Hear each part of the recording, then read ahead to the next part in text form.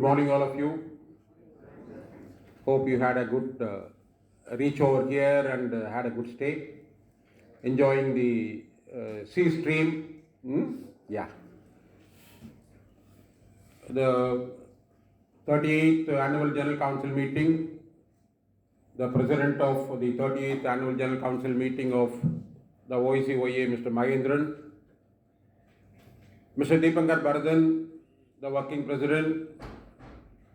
Mr. Vishnu Agarwal, the General Secretary, Mr. Pankaj, the Treasurer, the advisors of the organization, Mr. Subhashish Ganguly, Mr. Suresh, my dear delegates from across the country,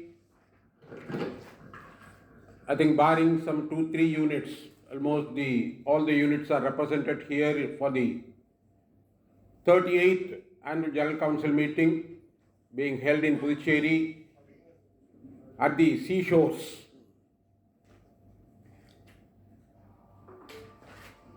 When we are meeting here today, in between for the past 2-3 years, we had the corona pandemic. Though last year the General Council was held at Delhi, of course at a short notice, full-fledged participation could not be seen as we normally see in our General Council meetings, and this time I am happy that almost most of the units are represented here for the council meeting, which is very important in the annals of not only the OICOA but also in the trade union movement of the general insurance industry. I mean it because when we meet personally, I always emphasize that the difference over a virtual meeting and a personal meeting, the emotional quotient. When we meet, we exchange, we express, which is quite absent in our virtual meetings. And the trade union movement itself survives, I mean it. Trade union movement itself survives on a platform which is quite emotional rather. So that way, the meeting here, the 38th General Council meeting of OICOA would definitely go into the history as a very important meeting that has been held in the annals of OICOA. In his inaugural address, President Mr. Mahendran has already outlined the broad issues, how we are going to take it forward. Naturally, in any gathering today of the general insurance workforce, the first issue would be the wage revision, when you are going to get it, isn't it? How much you are going to get it? These two are the major questions that is posed before us. And this question is quite relevant also. We got our last revision from 1st of August 2012. So we are going to, in another few days' time, we are going to touch the 10-year completion. We are working with the scales which were fixed from 1st August 2012. Though in all our earlier revisions, it used to come after 3 years or 3.5 years, almost it was certain that once we cross a barrier or cross a timeline of around 2 to 3 years' time, there will be some discussion.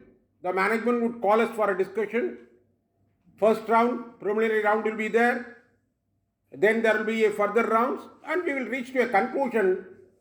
If you just look back, it will be something like 30 to 35 to 40 months time normally we used to conclude. But this time it has been procrastinated. Particularly when we go into the nitty-gritty of any wage revision that has happened in the industry, 2012 revision is definitely can be said to be one of the best wage revisions we got. But you will all recall, it was without even a strike call. But this time, strangely for the past 2 to 3 years' time, there have been a number of actions. There are many reasons for that, of course. It primarily depends upon the nature of the political dispensation we have at the center. Though we as OICOA, we call ourselves as apolitical. You are not aligned to any political party. But we need to understand the political dimensions of the central government, particularly when it comes to the handling of the industry, when it comes to the handling of the wage structures, when it comes to the benefits of the workforce at large. So in that perception, if we look at it today, the political dispensation at the center, you all know, you will all agree, first, the big agenda that they have is, I can even use the word demolition of the public sector. Is it not? They want to crack the public sector. They talk one thing, they do other thing. I'm not again, though it is a political perception, I'm not aligning it with the political party in power. I'm not doing that. Because we need to understand how the dispensation as the central government, how it is acting upon such vital issues, because the public sector right from 1950s, from the Nehru even era, the public sector have been kept in very high esteem. Temples, isn't it? We have called them also even temples to that extent. They were there and they have also contributed to the economy of the country in the biggest way possible. Why? Take our own industry. Right from 1971, I can see very good number of youngsters here, very happy. There is a good mix of the experienced and the young. We want them to come up also not only in the organization, to occupy the chair, dais also in the near future. So the industry is there for them. Next 20 years, 30 years, you are all going to be associated with the industry, and the industry's wealth, industry's history, industry's forethoughts are required to be built up, and this is one of the forums where we can really have a good forum, good platform to have such discussions and take it forward. 1971, 19.5 crores, just 19.5 crores was the investment made by the government. We repeat it, yes, consciously I repeat it, because it has to go into the minds of the people in a very great way. Because often, oft repeated, the rhetoric of the government is, you have not performed. Today for the wage revision, what is the reasons they are giving? Solvency margin. We can go into each and every aspect of it. We need to understand. But for that again, we need proper inputs also. 19.5 crores investment. Today, what is the worth of these 5 organizations? I include GIC also, because the JIPNA Act 1972, General Insurance Business Nationalization Act 1972, which was pronounced on 13th May 1971 by an ordinance, the entire business was taken over by the government, and the investment made by the then government was hardly 19.5 crores. Today you all know what is the net worth of these 5 organizations, including GIC. It is crossing 2 lakh crores. Is it not? Has there not been a growth? You all can, being the biggest stakeholders, I call the entire workforce of these public sector organizations as the biggest contributors for this, biggest stakeholders for this, who have built this organization by their work and contributions. Is it not? So with that, today when we are looking it back, from 1971, it was exclusive public sector era, up to 1991. 1991 May, Malhotra Committee recommendations came. What it said? Including exclusive for the insurance sector reforms they just pronounced, saying that the privatization has to be done. That was the agenda. I'm not going into again nitty-gritty of it. 10 years before, 2000-2001, they brought in IRDA. They opened up the sector, reassuring the workforce that we are not privatizing the public sector, we are only opening it up. Understand the nitty-gritty of it. They said we are only opening it up. We are not privatizing the public sector. Though it was the agenda as in 1991. So from 2000, it passed on. That time exclusive public sector. Then in 2015, they brought in another amendment to JIPNA Act, saying that at any point of time in the GIBN Act, there another clause was given, 10B, they added that at any point of time, the public sector, the government holding in the public sector organization will not go below 51%. That means the character of state will continue, the character of public sector will continue, but the disinvestment will take place, the shares of these public sector organizations will be disinvested. With that approach, with that aim, they said at any point of time, minimum of 51% will be held by the government. What has happened in 21, you all know. What was the pandemonium that went ahead in the parliament complex? All the news channels flagged it also.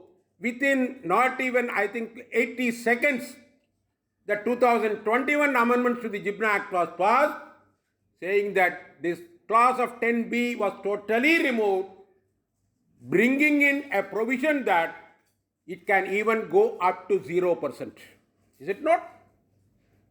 So the character of public sector need not be continued as per the earlier amendment of 2015. So this is the travel that we have passed on.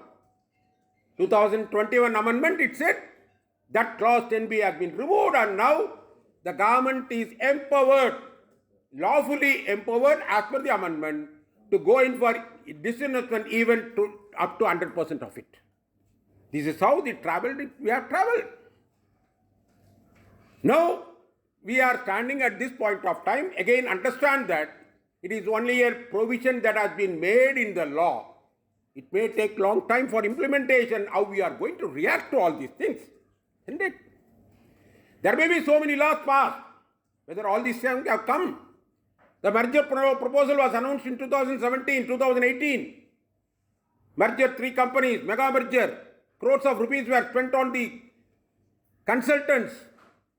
It has been dropped. They shelved it. Has it not happened? Same way this can also happen, provided the proper reactions from the workforce comes up. So that is one of the important aspects that we need to discuss here. The GIBN Act amendment, the threat of privatization. Please mind, though the papers have been flashing every day. Yesterday it will be New India or United India. Then today it will be the name of Oriental. They will say this company or that company. It was the regime of the press to float the names, rumors, and unfortunately our own people have also been carried away by all such informations. The Act provision says it doesn't remain to only one company, though our announcement was like that. 2018, the merger proposal. 2020, it was shelved up. 2021, they said 2 public sector banks and 1 general insurance company will be privatized. Isn't it? I need you to recall. I emphasize you to recall all these aspects. Of course, the wage revision is also there. We are going to discuss about that.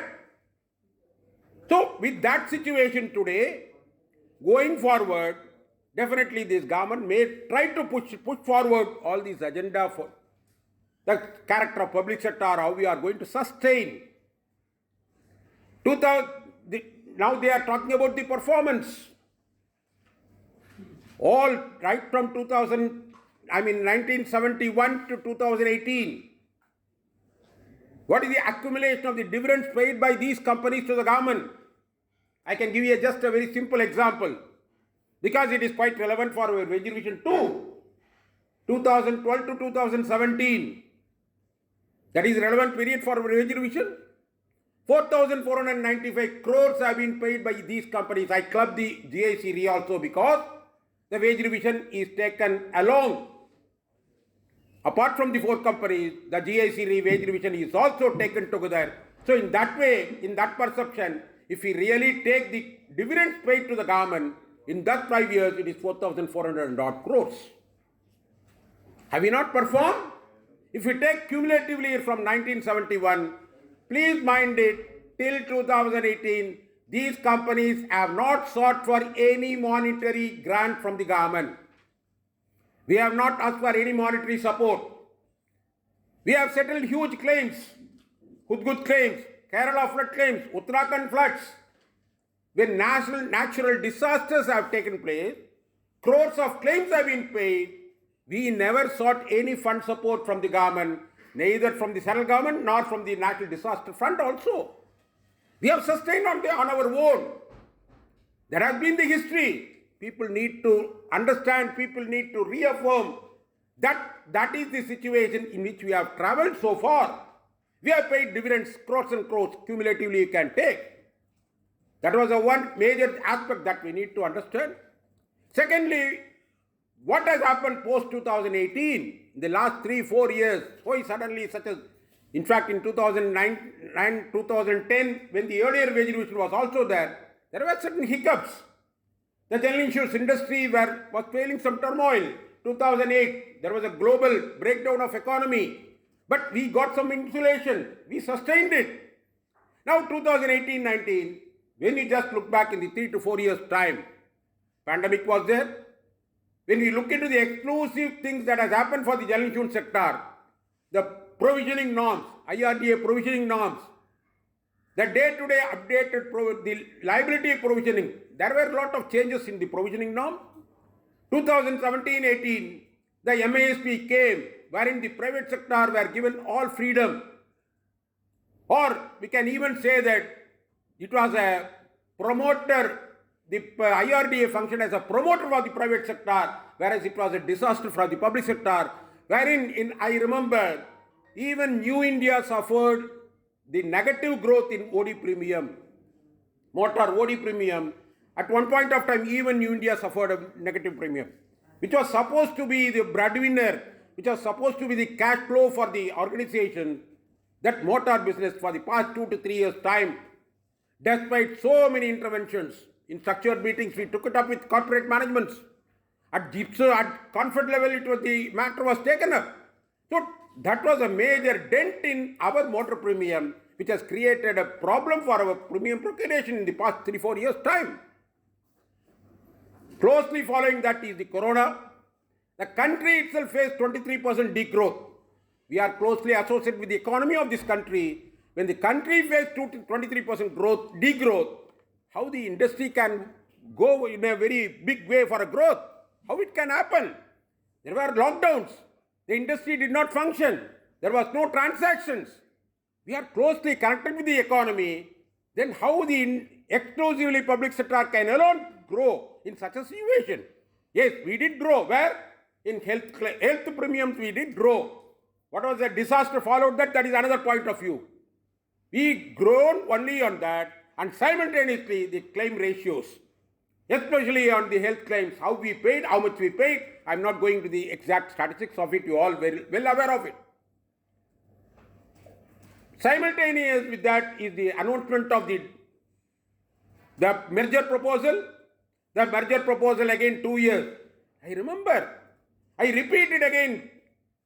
The message that was sent by the merger proposal announcement by the government, it created a sort of complacency among the public. Ensuring public were confused. The private sector took the biggest advantage of it, saying that there is going to be chaos in the service of these industry because of the merger decision, and that has also affected our business prospects in the process. Again, that was also shelved after 2 years. Another complacency, another confusion was created in the public sector organization, and then announcing the privatization move.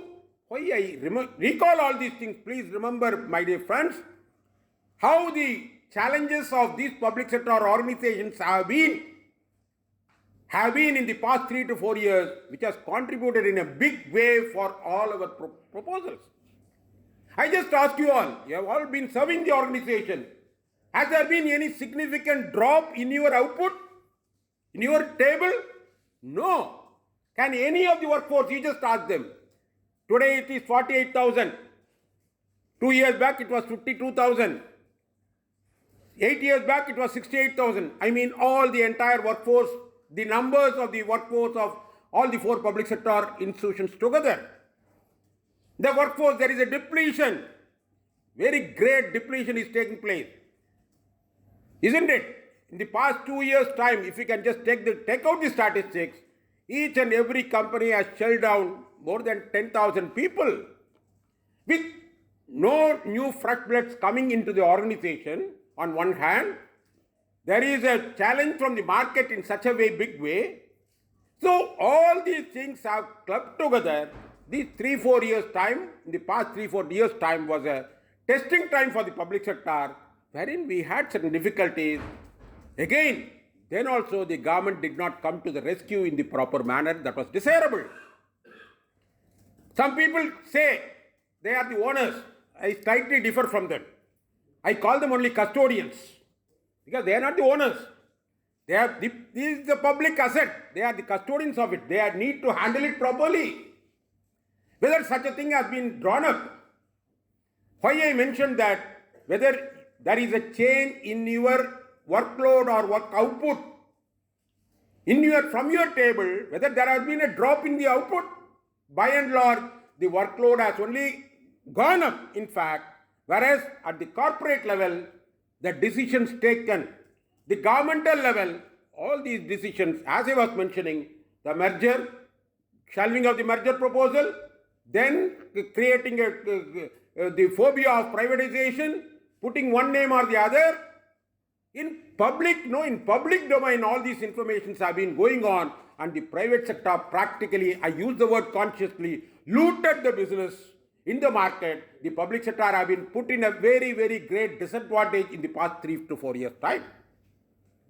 So this is the past 3-4 years' time. The growth has been taking place now.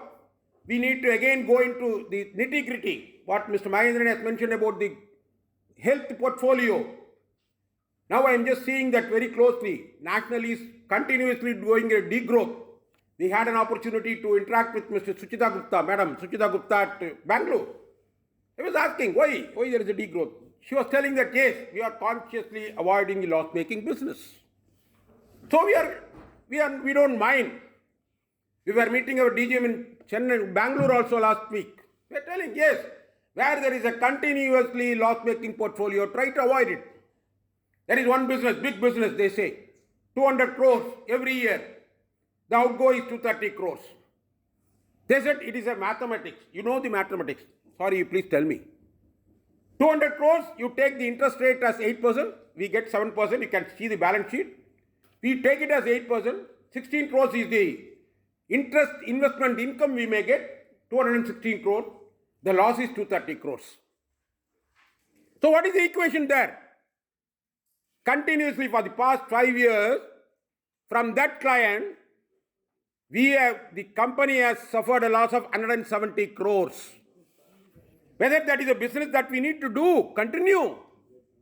So such things, I think at the regional level, we need to go into such things, because today when wage revision comes, the government is talking about the solvency margin, though that is again a big subject, we need to understand that also. Whether at all the solvency margin is required to be linked up, how far we have been serving the public, the Prime Minister's schemes. The Prime Minister's Swasthya Bima Yojana, 12 rupees. 1 rupee will go to the bank, 10 rupees you will get. And how much was the claim paid to the ultimate beneficiary with the name of Prime Minister's Yojana? No grant from the government. It will be named only as Prime Minister's Yojana, no grant will come.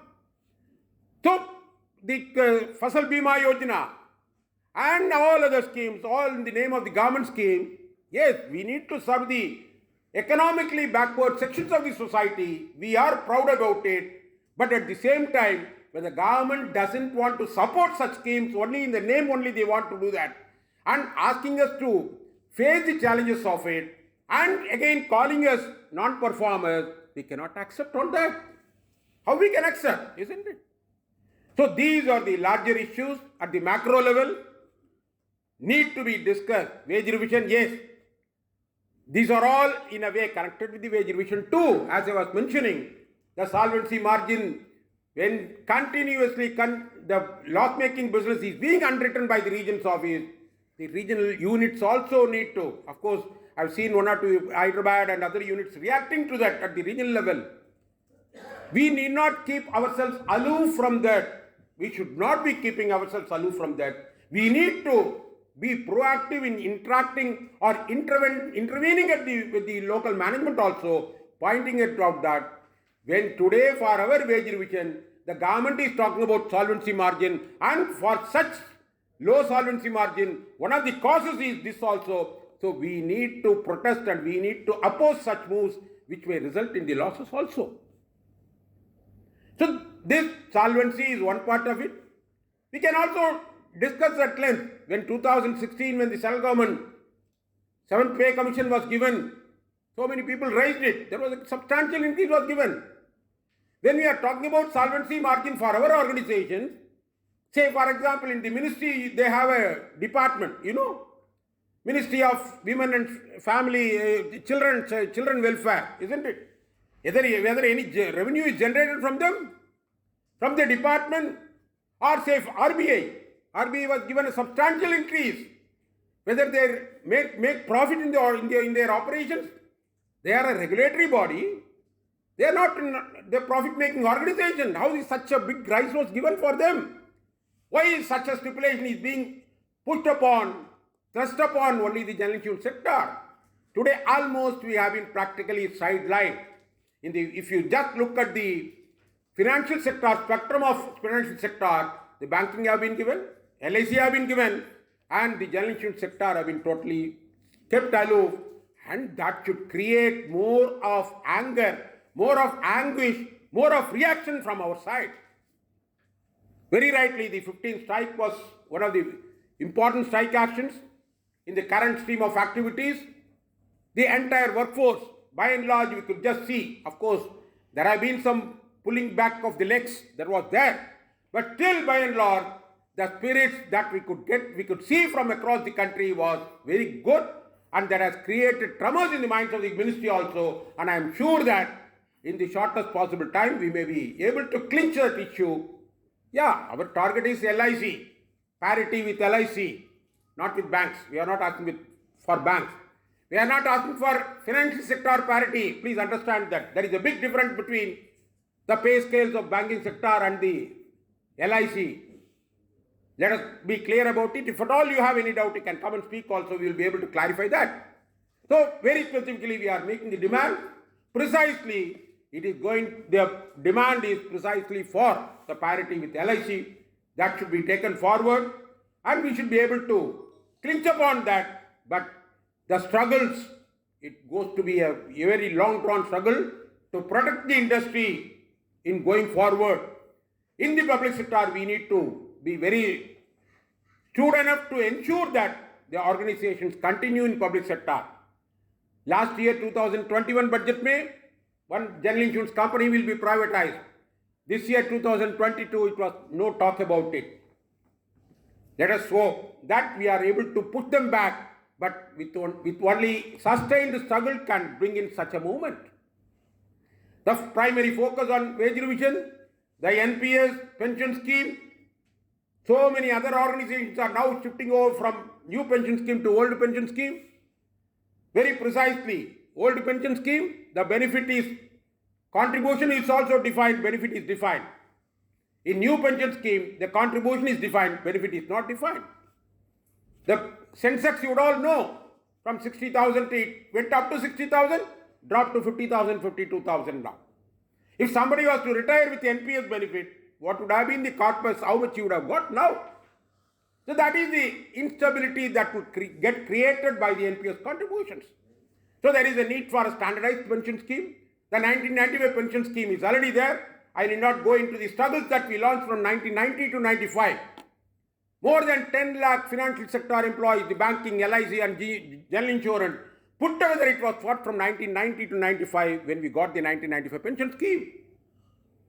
So again, for getting another option, there was a big long drawn process. Post 2010, so many questions are now getting arised now. 2010, post 2010 recruits, they are not contributing to the pension scheme, 1995 pension scheme. They are into the NPS. So how going forward, when the other retirements are taking place very fast. I was just talking to Mr. Koshi George also, how the PF trust is sustaining, how we are visualizing that. Same way, how the pension trust is going to sustain in the long run, because post 2010 recruits are not contributing to the old pension scheme, are not members of the old pension scheme. They are not contributing to the 1995 pension scheme trust also, fund also. So at one stage what will happen when all the 1995 pension scheme retirees go out of the organization, it will only be an outgo, there will not be any incoming funds to the 1995. The pension trust will not be receiving any inputs, any income towards that.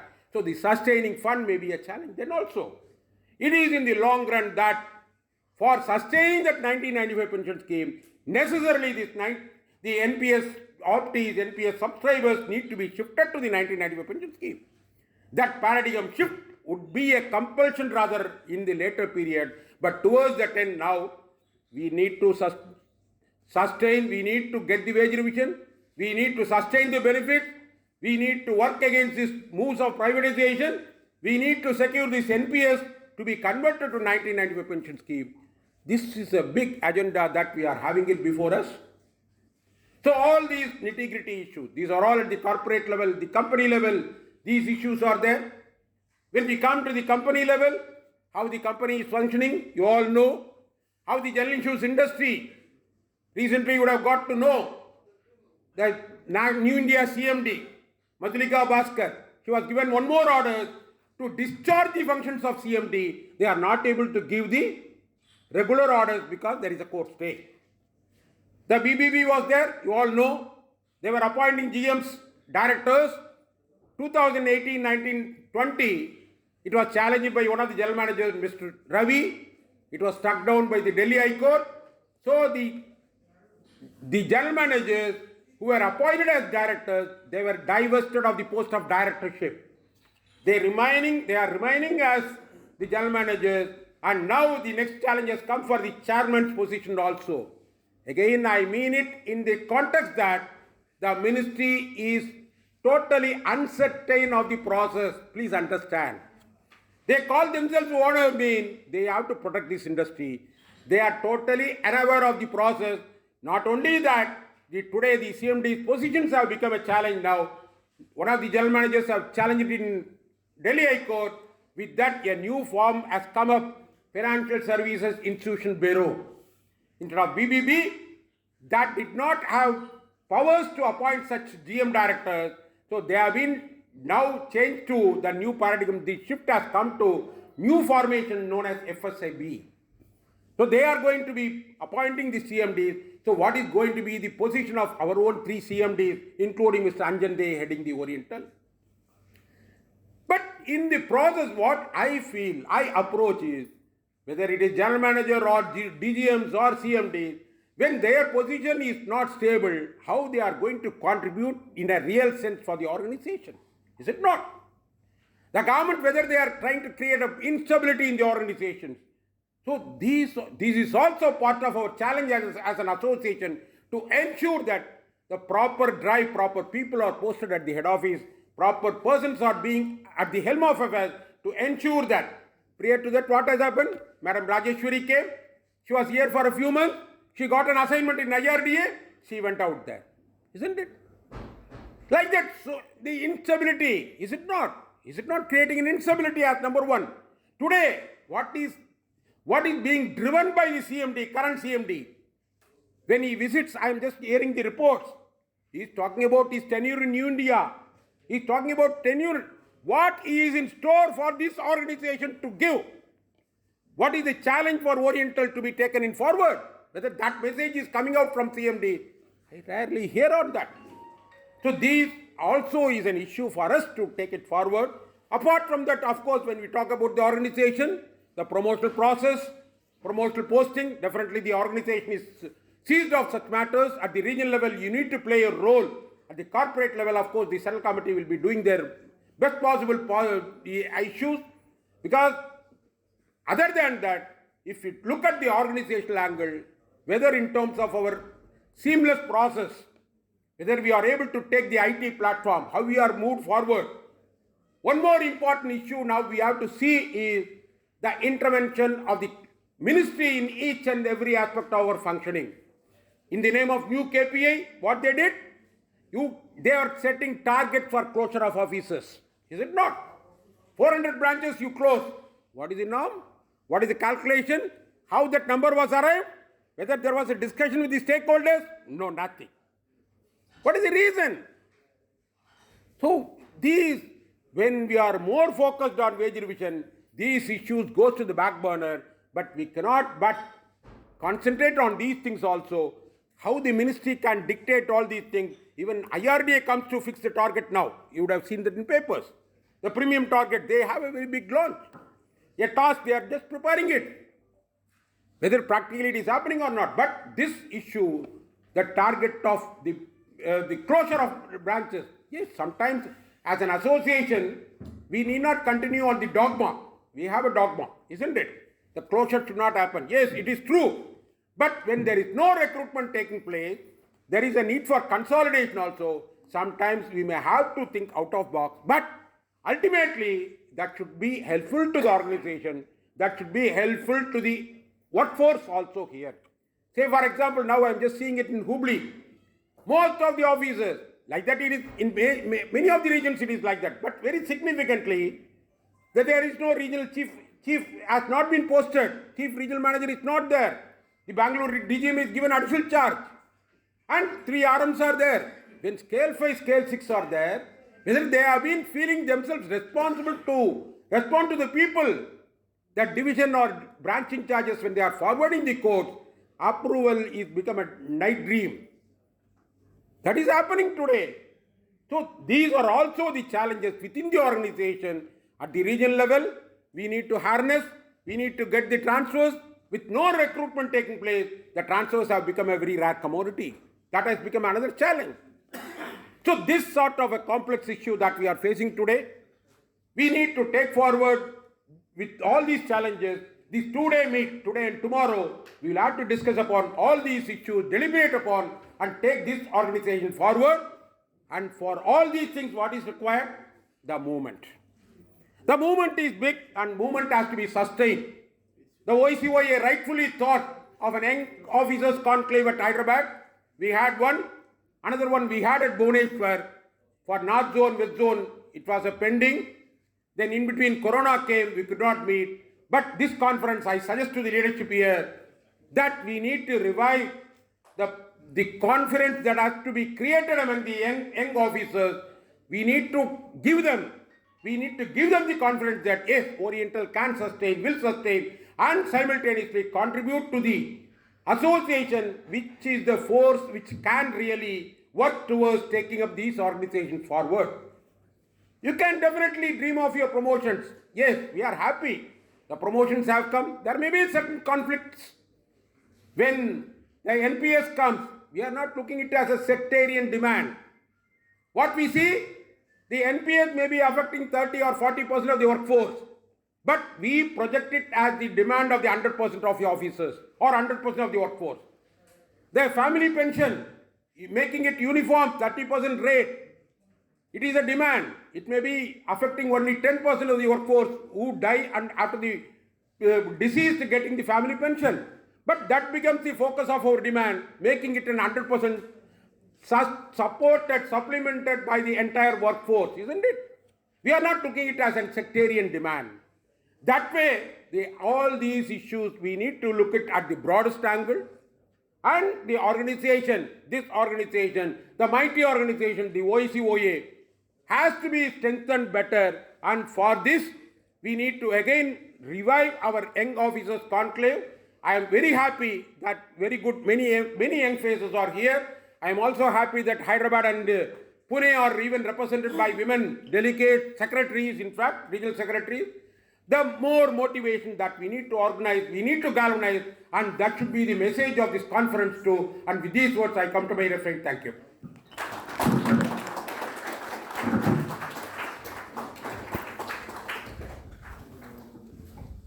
Taken longer time.